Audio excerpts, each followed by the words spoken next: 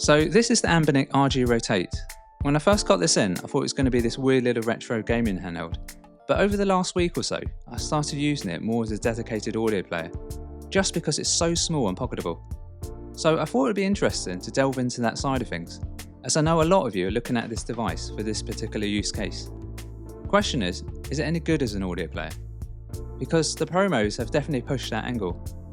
Or should it just stay in its own lane as a gaming handheld? Let's find out.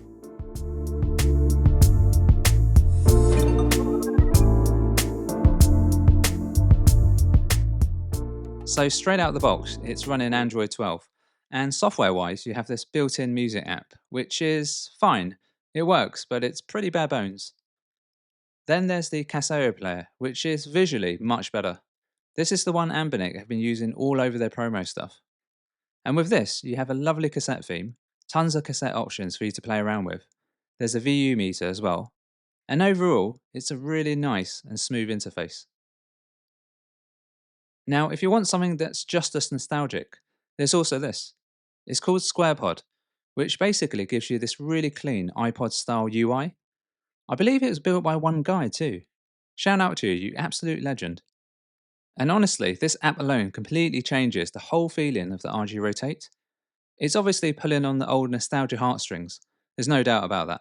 But that aside, the Apple-like interface still feels clean, fresh and easy to use, which is the most important thing really. It definitely makes the RG Rotate feel more like a dedicated little MP3 player. On the streaming front, I've tried Spotify and it's worked perfectly fine. But obviously, if you want to get completely off the grid, you can have all your albums on the microSD card. Now on to Bluetooth. This is running Bluetooth 5.0, which does feel slightly dated now. I really wish Anbernic had gone with a newer version here. That said though, my AirPods Pro 3 have connected absolutely fine. No major issues, no dropouts so far. Although realistically, if you're walking through a really busy area with loads of wireless interference, you'll probably run into the occasional hiccup eventually. But at home, it's been pretty smooth. But where things got really interesting for me was trying to pair the Rotate with an external DAC dongle, because there's no 3.5mm output as we all know by now. Now, there is one slightly annoying thing I ran into with Android 12, and you may experience this too. For some reason, it can be a little weird when routing audio through USB-C DAC dongles. So if you plug one in and get absolutely no audio, don't panic. There's a couple of things you can check first. So head into Settings, About Handheld Game Console, then scroll right down to the bottom and tap the build number a few times until Developer Options unlocks. From there, go back to System, Developer Options, then scroll down to Media and make sure Disable USB Audio Routing is switched off. Then head back to Networking, Default USB Configuration, and make sure that's set to MIDI. But if that still doesn't work for you, you'll probably want to grab an app called USB Audio Player Pro from the Play Store. It's about £8, and honestly, if you're planning on using DAC dongles regularly with this, or really any Android device, it's completely worth it.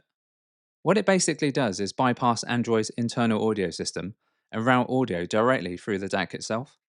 And once that's working properly, massive difference. Now granted, this whole thing is a bit annoying, but realistically, this is more of an Android issue than an RG Rotate issue. It is what it is. So for dongles, I've got this one called KM Hi-Fi that I already had lying around. You can get it from Amazon.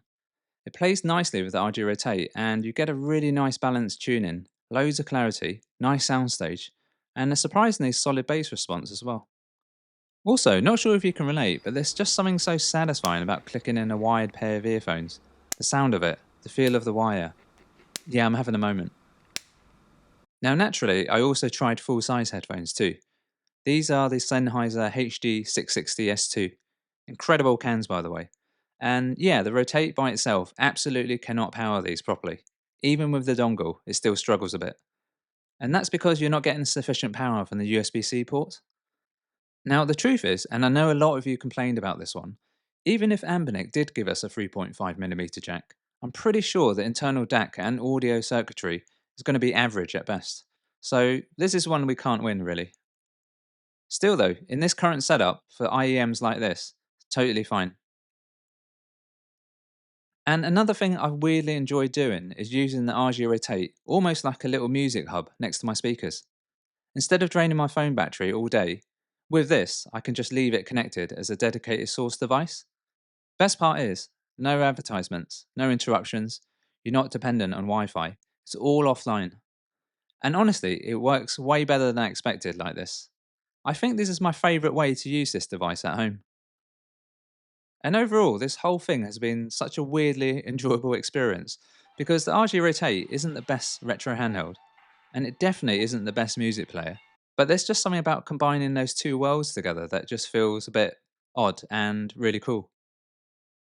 Now, obviously, a lot of you out there are going to say, why not just use a phone?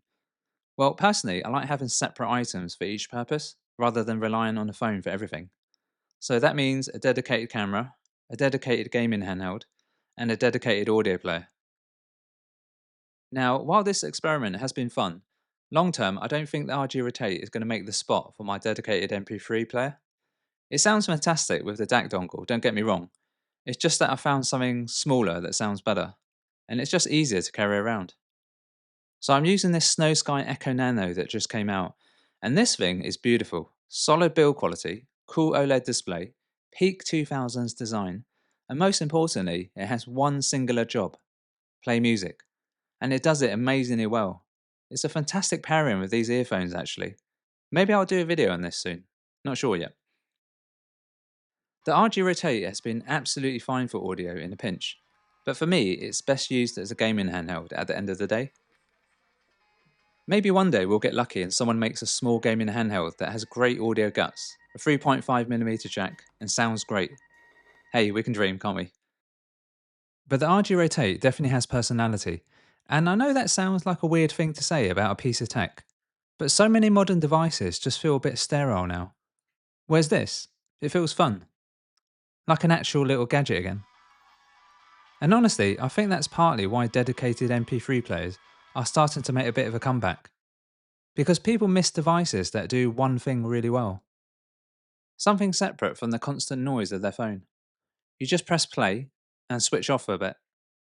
And I think that's why I keep reaching for this. Anyway, that is going to wrap it up for this one. Hope that was a little helpful, or at least mildly interesting. Let me know how you're getting on with the RG Rotate. I'm sure some of you are receiving yours right about now. And are you the type of person that prefers a dedicated audio player, or do you just prefer to use your phone? Drop your thoughts in the comments. Thank you very much for watching, and I will see you in the next one.